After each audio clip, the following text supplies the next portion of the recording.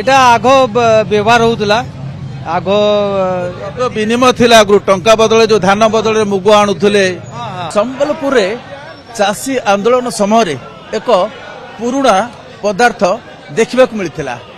ଆଜିର ଡିଜିଟାଲ ଯୁଗରେ ଲୋକେ କିଲୋଗ୍ରାମଠୁ ଆରମ୍ଭ କରି ମିଲିଗ୍ରାମରେ ହିସାବ ରଖୁଛନ୍ତି, କିନ୍ତୁ ଚାଷୀ ଭାଇ ଯେତେବେଳେ ଏ ଡିଜିଟାଲ ବ୍ୟବସ୍ଥା ନଥିଲା ସେତେବେଳେ ଘରେ କେଉଁ ଦ୍ରବ୍ୟର କେଉଁ ଇନ୍ଷ୍ଟ୍ରୁମେଣ୍ଟର ବ୍ୟବହାର କରୁଥିଲେ ଧାନ ମାପିବା ପାଇଁ। ଆମେ ସେ ଦୃଶ୍ୟ ଟିକେ ଦେଖିବା। ୟାକୁ କୁହାହେଉଛି ତାମ୍ବି।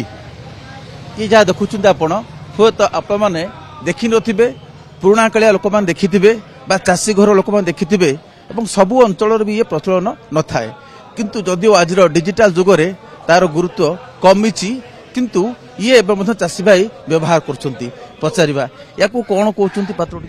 এটা তাম্বি কুয়াযাଏ। କୋଉଥିରେ ଏଇଟା ତିଆରି ହେଇଛି?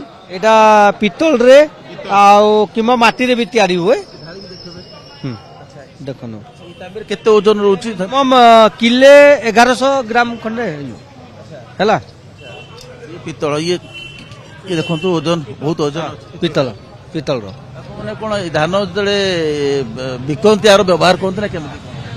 এটা আগ ব্যবহার হউতলা আগ ବିନିମୟ ଥିଲା ଆଗରୁ ଟଙ୍କା ବଦଳରେ ଯୋଉ ଧାନ ବଦଳରେ ମୁଗ ଆଣୁଥିଲେ। ଏବେ ଏବେ ଧୀରେ ଧୀରେ ଲୋପ ପାଇଗଲାଣି ସେଇ ଜିନିଷଟା। ଆଉ ଏବେ ତ କିଛି ନାହିଁ। ଏବେ ତ ଆମର ସରକାର ଆମର ସନ୍ତକ ରହିଛି ଯେ ଆମେ ଆଗରୁ ଆମ ଚାଷୀ ଭାଇ ମାନେ ଏହାର ବ୍ୟବହାର କରୁଥିଲେ ଯେତେବେଳେ ଡିଜିଟାଲ ସିଷ୍ଟମ ଆସିନଥିଲା। ଆପଣଙ୍କର ଏଇଟା କେତେ? ଏଇଟା କେତେ ଓଜନ? ଏଇଟା এটা কিলে হবো। ଇଏ ବି ତାମ୍ବି, ଇଏ ପିତ୍ତଳ ନା କୋଉଥିରେ ତିଆରି? এটা পিতল ପିତ୍ତଳ ତମ୍ବା ଦୁଇଟା ମିଶି ଯାଉ। ପିତ୍ତଳ ତମ୍ବା ଲାଗିଛି। ଏଠି ପଢା ପଡିଲା କଡି ଗୋଟେ ଲାଗିଛି। ଅନ୍ୟ ସମୟରେ ଘରେ କଣ ଚଟେଇକି ରଖିଥାନ୍ତି? ହଁ ଆପଣମାନେ ଜାଣିଥିବେ ବହୁତ ଅନେକ ଆମ ପିଢିର ବା ମାନେ ସହରୀ ଲୋକ ହୁଏତ ଜାଣିନଥିବେ। ନାଇଁ ନାଇଁ ନାଇଁ ଜାଣି, କେହି ନାଇଁ ଜାଣି। ଦାମୀ କହନ୍ତି। ହଁ କମ ଓଜନ ବି ଅଛି। ହଁ କମ ଓଜନ ଅଛି, ସେଇଟା ମାନ କହସନ୍, ଏଟାକେ ମାନ କହସନ୍। କଣ କହୁଛନ୍ତି ଆକୁ? କୁହନ୍ତୁ ଟିକେ, ବାହାର କରନ୍ତୁ। ଆକୁ କଣ କହୁଛନ୍ତି? ମାନ ମାନ ମାନ ବୋଲ ମାନ ମାଣ। ଇଏ ବି ସେ ପିତ୍ତଳ ନିର୍ମିତ। ପିତଳ ଏଥିରେ କେତେ ରହୁଛି ଓଜନ? 250 ଖଣ୍ଡେ ହବ।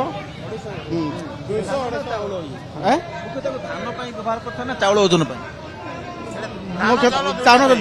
ଧାନ ଚାଉଳ ଦୁଇଟା ପାଇଁ।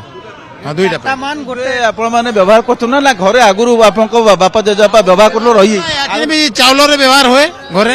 ହଁ ତାର ସବୁ ଥିଲା ଧାନ ବଦଳରେ ବିରି ମୁଗ କି ଧାନ ବଦଳରେ ଚାଉଳ। ଏତେ ଧାନ ଦବୁ ଏତେ ଚାଉଳ ଆଣିବୁ। ସେତେବେଳେ ତ ଆଉ ମାନେ ଓଜନ ବ୍ୟବସ୍ଥା ନଥିଲା, ଇଏ ସୁବିଧା ହଉଥିଲା।